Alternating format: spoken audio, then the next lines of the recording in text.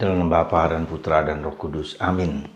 Para saudaraku yang terkasih, pada tanggal 20 September 2020 hari Minggu ini, kita diajak oleh gereja untuk melihat bahwa Tuhan itu murah hati kepada siapa saja. Dan Tuhan memberikan kesempatan kepada kita untuk berkembang, untuk tumbuh. Karena itu, karena jatah setiap orang diberikan Tuhan dengan berlimpah, maka kita tidak pernah boleh iri. Tidak boleh cemburu.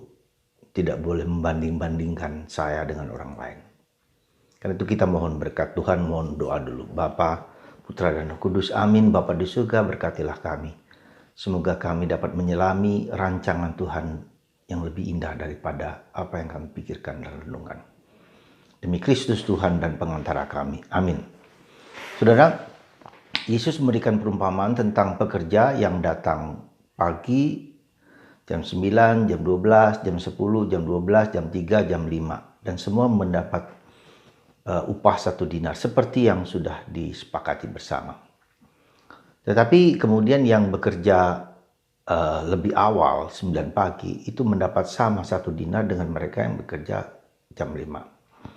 Dan yang jam 9 ini mengeluh, seolah-olah si Tuhan itu bertindak tidak adil. Dan Tuhan mengatakan tidak, kita sudah berjanji 1 dinar, maka kita mendapatkan seperti yang sudah kita dapatkan. Dan tidak boleh kita compare, membandingkan, cemburu, iri karena seseorang mendapat lebih daripada yang lain.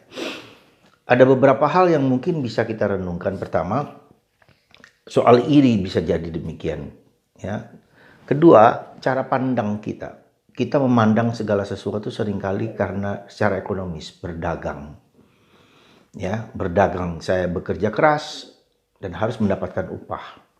Dan itu sistem ekonomi yang demikian, memang demikian wajar secara ekonomi. Tetapi jangan lupa dalam relasi dengan Tuhan bukan berdagang. Nah, bukan berdagang, tetapi belas kasihan Allah. Allah itu murah hati, Allah itu baik. Dan kalau kita menerapkan ekonomi kepada Tuhan, maka sesuatu yang tidak tepat di situ. Nah, dampaknya seperti apa, akibatnya seperti apa, itu kita lihat beberapa hal kita. Misalnya, saya sebagai pastor sudah bekerja mati-matian, sudah bekerja apa saja untuk umat. Dan seolah-olah saya mengharapkan anugerah yang besar karena saya sudah memberikan diri kepada umat. Nah, ini berdagang. Saya berdoa rosario, saya berdoa novena, saya berdoa apa saja. Tapi kenapa saya menderita? Kenapa saya sakit? Kenapa anak saya berantakan? Ini juga berdagang. Jadi seolah-olah kita itu menyuap Tuhan supaya kita mendapatkan apa yang kuinginkan. Bukan apa yang Tuhan kehendaki. Jadi bacaan pertama hari ini bicara rancanganku beda dengan rancanganmu.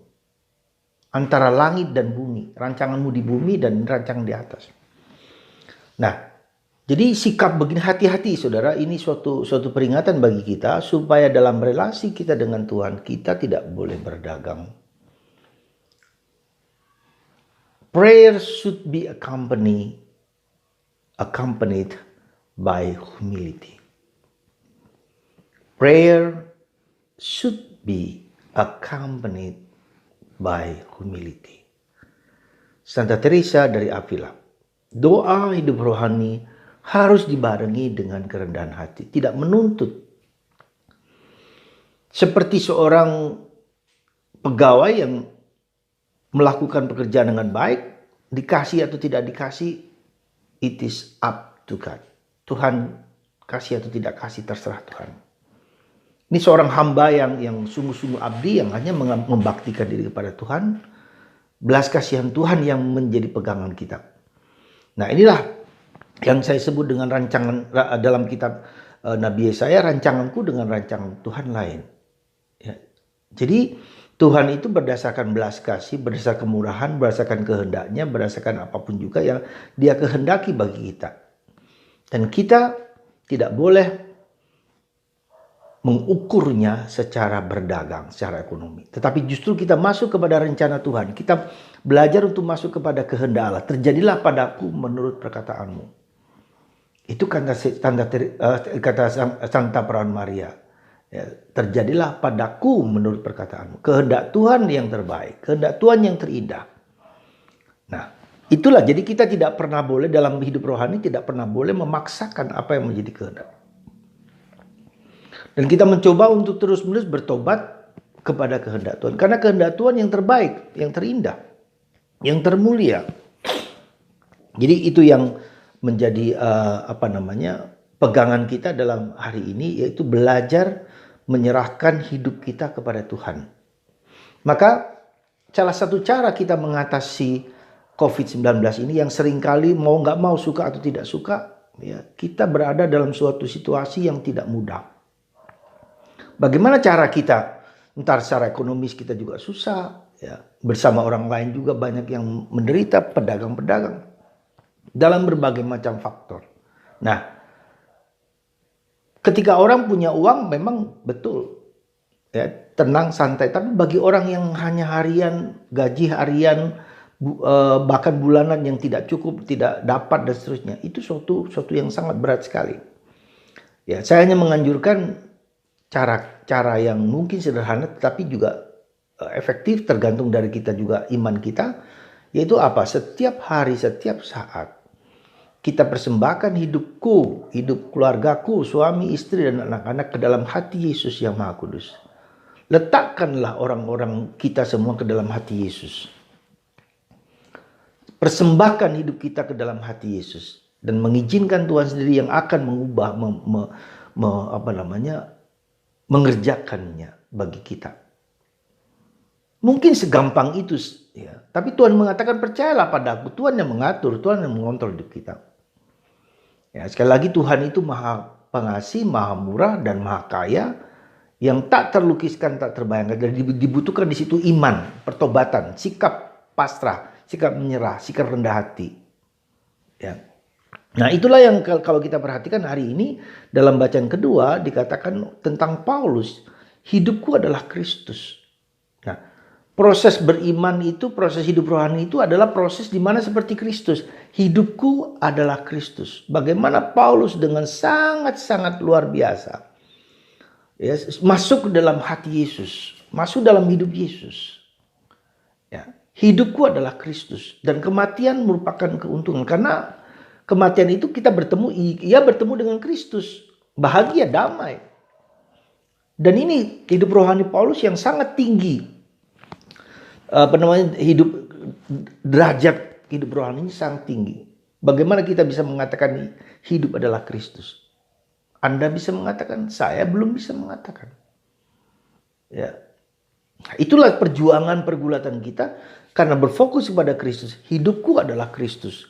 Nafasku, bagaimana hidupku adalah Kristus? Nafasku, pikiranku, perasaanku, segala sesuatu adalah milik Kristus.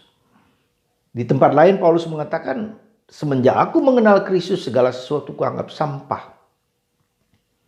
Nah, ini juga tingkat rohani yang tinggi sekali dari hidup Paulus. Tapi itu juga menjadi suatu proses perjalanan hidup rohani kita, hidup batin kita karena itu. Ya. Bukan aku ya Tuhan, bukan aku, tapi Engkau sajalah. Kristus semakin besar, aku semakin kecil. Yohanes Pembaptis. Saudaraku yang terkasih dalam Kristus, semoga bacaan minggu ini kita diajak untuk sekali lagi melihat hati Allah yang tidak melihat hidup kita, hidup dunia ini secara ekonomi, secara berdagang. Jangan menganggap ketika Anda aktif di gereja, ketika Anda banyak berdoa, ya, Anda akan mendapatkan hal yang khusus dari Tuhan. Kalau tidak didampingi dengan kerendahan hati, kalau tidak didampingi dengan ketulusan hati, ya, maka kita akan kecewa. Ya. Tetapi itulah hidup rohani, berarti kekecewaan itu juga seringkali perlu supaya kita mengubah. Bukan ketika kita kecewa, tidak bahagia, lalu kita memulai bersandar kepada Dia. Bukan aku lagi, bukan kekayaanku, bukan hartaku, bukan ekonomiku. Aku punya banyak hal.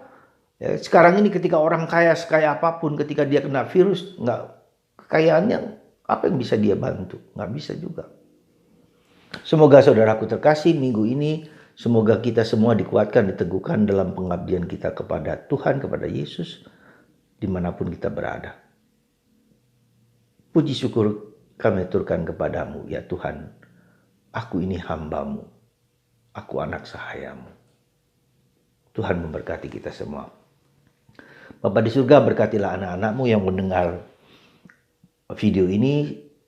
Semoga Engkau melindungi mereka, menguatkan mereka, meneguhkan mereka, supaya tidak ada virus apapun yang menyentuh dan menjamah mereka. Diberi berkat damai dan kerendahan hati untuk mempersembahkan segalanya ke dalam hati Yesus yang Maha Kudus. Berkat-Mu ya Bapa dan Bapa, Putra dan Roh Kudus. Amin.